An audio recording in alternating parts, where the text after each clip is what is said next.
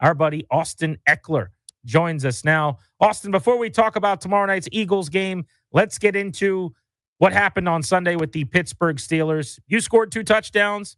A lot of things went well, but in the end, you finished in second place by 1 point. Yeah, you got to give credit where credit's due. They made enough plays to get the job done, and we fell short. As you mentioned, we did put some good stuff on tape as well, but it just wasn't enough, right? They did just enough, beat us by 1 there, late in the fourth quarter, and that's how the NFL goes sometimes. But as us, as competitors, we're ready to bounce back and take it out on Philly now. Yeah, such a close game, such a tight game, 2 good teams going at it there. What was kind of the feeling post-game and what was said? Yeah, just when you go out there and play a good, tough game, you feel like, man, there's that one play. There's always that one play or this play or that play that really could have made a difference. That's why this game's so great, because everything really does matter, because it can come down to one play. And if you can put the game away, you don't have to have those conversations, because then hopefully you have a little bit more grace in your win. But when it comes down to 2 head-to-head, good teams playing each other, it's going to come down to the littlest details all the way to the last second. And as we saw with our game, it was kind of back and forth throughout that game. And it's good TV for sure, but as competitors, we want to win, and so we want to make sure we blow everyone out of the water when we can. And it was a fun battle. These are the things that I'll remember. Going into my next career is just the battles on the field that we had, the close games, the tough losses, the tough wins. But really, really appreciate how the guys fought out there. And like I said, looking forward to this upcoming week as well. Austin Ekeler, presented by IT Cadre here on Grant and Danny. 2 rushing touchdowns for him in Sunday's game against Pittsburgh. When you line up based on the looks you're getting, do you have a pretty good idea if you're going to score or not generally? Because on the toss there, as they make the toss, I'm going, out wide, going horizontal on the goal line. Never mind. That's perfect. Great call. Great. Way to go. Do you normally know just based on the looks you're getting?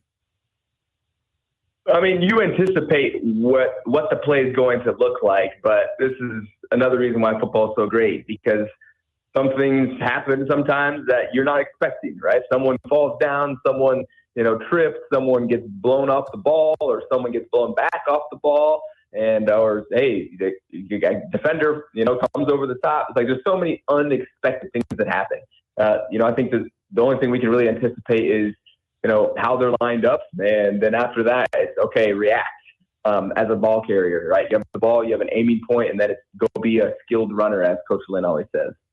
Austin, how do things kind of change without Brian Robinson there? So it's almost like you, instead of being what I think of as the Austin Ekeler role, the so dynamic and obviously running the ball, but also catching passes and pass pro and things. It's almost like you've got to be okay, let me wear the bell cow coat now, and then other people kind of have to sort of shift their roles. Can you go into that? What it means when there's no Brian Robinson and you guys, and how you divvy things up? Yeah, as running backs, just in general, we all have different strengths and weaknesses. And Brian is 6'2", 230. So that's definitely a big body in comparison to me at 5'8", 195. And so, I mean, he, as a downhill type of guy, is a different type of back, and has a different type of skill set than I do. See me a lot on the third downs. You see me a lot spreading out wide, even if Brian's there or not. I'm all over kind of the place, and that's something that I've been used like that for all of my career. And even when Brian's there, I still get used. Not there. If Brian's not there, I still get used in that same capacity. I just get more attention, I guess, in the backfield as the runner when Brian isn't there. And so when he is there, we see more of, I think, of okay, Austin, Brian, you're definitely going to get these touches. Austin, we're going to try to get you the ball in other ways, running the ball, catching the ball, screens down the field, option routes underneath, things like that. So the dynamic doesn't change. It's just more of the Austin Ekeler flavor when Brian's out, right?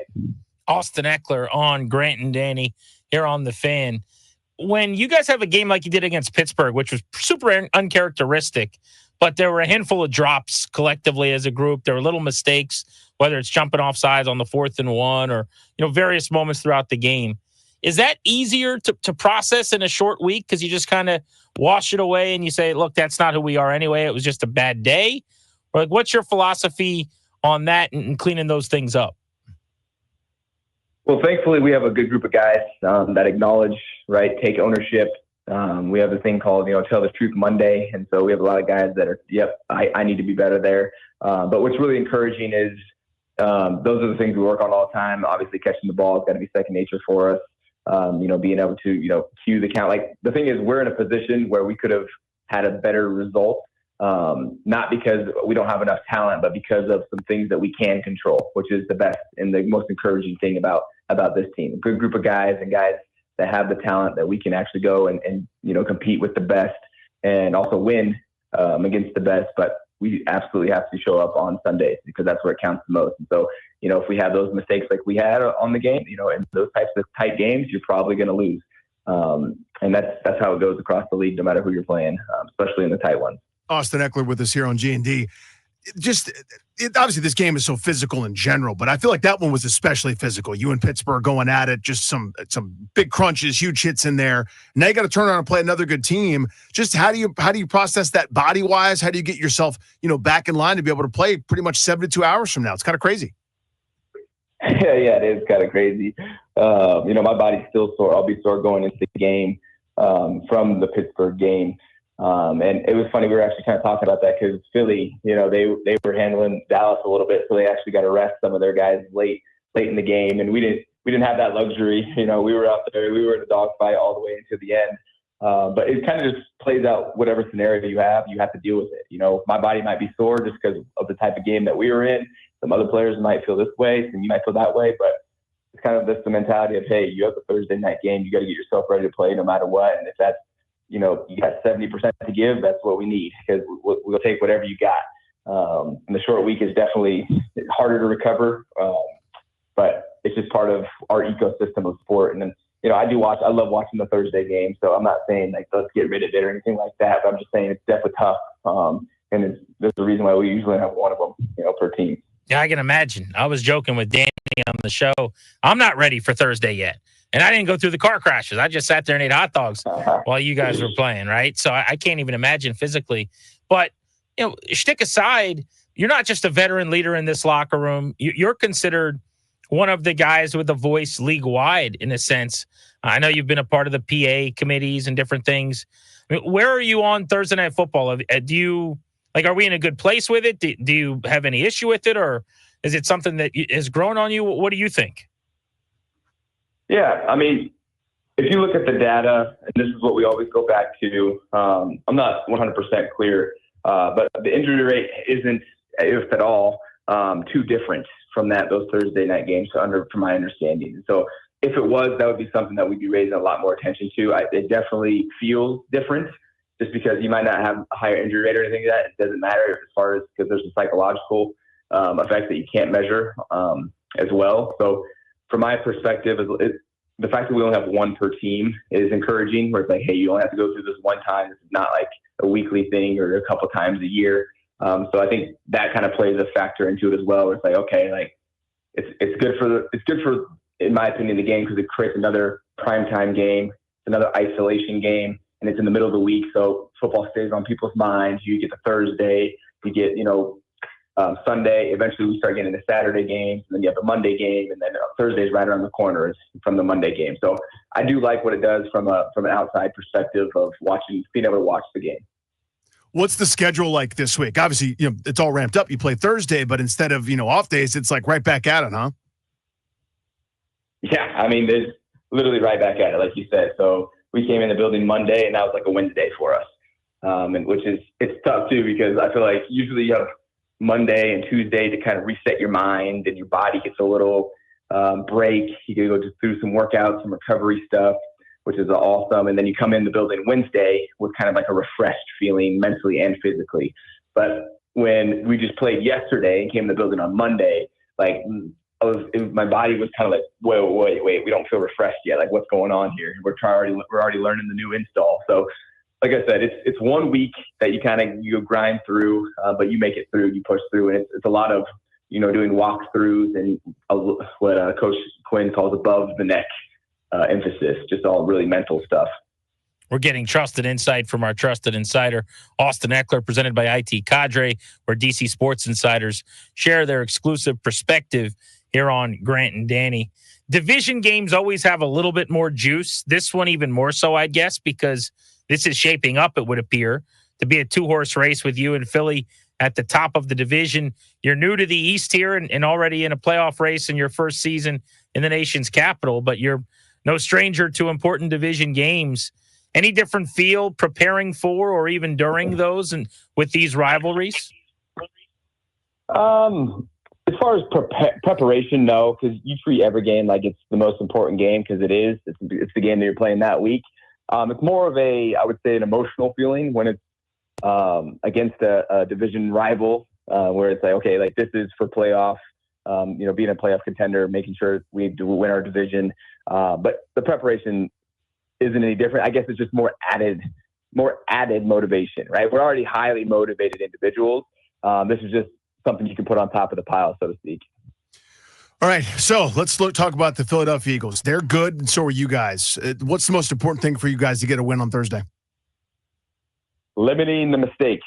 You saw with the last game we played against the Steelers. It's like, okay, they're playing well, but if they would have done this, if they wouldn't have dropped it, if they would have stayed here and there, and there's these little moments that actually are big moments in the long term kind of momentum of the game. And at the time, it might not seem like it. Oh, it's the second quarter. They dropped a first down. And then they ended up punting, but it didn't really matter because it's the second quarter. No, those matter because momentum is massive in sports. And if we can continue to, put your foot on the gas and have more efficient drives, continue to win the field position, win the time of possession, that leads to odds of you winning the game. And so that's what it comes down to, making sure we limit our mistakes. There's going to be mistakes. It's football. They get paid too. So do we. But it's making sure, hey, when you have these types of games, whoever makes the less amount of mistakes is going to win the game. Both teams have playmakers all over the place. And so now it's about how can we handle each other? What's the schematics of it? But at the end of the day, players got to make plays and do the right things. Can having people in your building like Brian Johnson, who was there last year and knows personnel so much, can that help? Or is that something we talk about a lot outside that isn't necessarily a real thing because everybody moves around so much? Yeah, you have so many different people in this building. And so, like, if people know the personnel and things like that, I mean, yeah, it can help when you're trying to put, like, the plays together, schematics, trying to take advantage of matchups, absolutely. But at the end of the day, those matchups still have to play themselves out. Like, we still have to play the game. You can put your players in the best position to win 100%. That makes a difference. And so, yes, I would say it makes a difference. But it still has to come to fruition. But you can, obviously put yourself in the position where you feel like you're advantageous based off of matchups and looks and things like that. Last one for me, Austin. You guys have such a late bye. I remember when I covered Mike Shanahan on the beat, he used to say all the time, he would ask the league, he told me, for Thursday games like around now or Thanksgiving, because he felt like it was a mini bye on the other side. Like, yeah, it's a grind. You got to get through it. You got to get to it. But on the other side of that, he felt like it was an extra bye almost. Do you have that feeling at all? Like after this, you'll actually be able to rest up a bit? Hey, that whatever helps you psychologically, like that's what you lean on. So hey, I lean into that too. Like, hey, we got a little bye after this. Like it's a couple more days, which is actually really a big deal, and especially in our sport, every day definitely matters. So we lean into that absolutely. We got a little bye after this. We can get rested up and come back, just like we just got a whole bye week, and we're ready to go against. I don't even know what we play next. That's how locked I am on Philly. So. Yeah, I'll say that. Yeah, for sure. For our psyche, 100%. We have a little bye after this. Austin, awesome as always, buddy. Keep rolling, man. Let's get a win on Thursday. We'll talk to you next week. Sounds good. Looking forward to it. See you, boys. That's our guy, Austin Ekeler, on Grant and Danny here on The Fan. Commanders, Eagles, tomorrow night, Lincoln Financial Field. We will be there. If you are heading up that way, let us know. Doing a little tweet up. We're going to have a live show from a bar near the stadium. We'll tell you where we're at Grant H. Paulson, at Funny Danny. You want to swing through it and say what's good. We're taking you up to 6:30 on The Fan. If you guys want to chime in on what we were talking about earlier, we do want to hear from you at 800-636-1067 on the MGM National Harbor listener lines. Question being, why are so many people in town seemingly just chalking this up as a loss when it seems like 2 weeks ago, everybody thought you were going to Philly to win. maybe even a week ago. I know it's a short week. It seems like a game they can absolutely compete in, Danny. Right. And I want to draw the distinction between I'm predicting them to lose a close game versus the feeling that we're seeing and hearing from folks of we're chalking this up as a loss. There's no chance. Even though I'm picking against Washington, of course there's a chance they can win this game. There's even a pretty reasonable one that they could, right? There's nothing that either of these teams has turned in that makes you think this is a giant mismatch and it's going to be terrible. I think Washington's got weaknesses that Philly can exploit. They're saying the same thing about our team too. Yeah. So they could absolutely win this game, talking about Washington.